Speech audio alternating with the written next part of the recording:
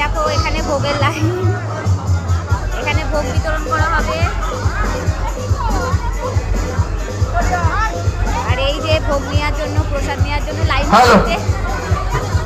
ভোগ বিতরণ শুরু হয়ে গেছে। যারা যারা ভোগ নিতে ইচ্ছুক অতি শীঘ্রই অনুসন্ধান অফিসের পাশ থেকে এসে ভোগ সংগ্রহ করে নিন।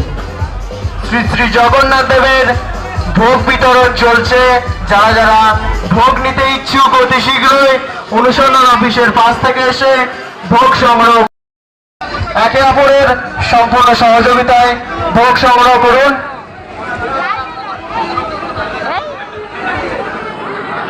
আপনি রথের দিকে লাইনটা করুন, মাঠ কেউ জাম করবেন না, মাঠ কেউ জাম করবেন না, লাইনটা একটু রথের দিকে করুন। ভোগ পাওয়ার পর পাতাগুলোকে এদিক ওদিক ফেলবেন না, একটি নির্দিষ্ট জায়গায় পাতাগুলো ফেলবেন। ভোগ খাওয়ার পর পাতাগুলোকে এদিক ওদিক ফেলবেন না,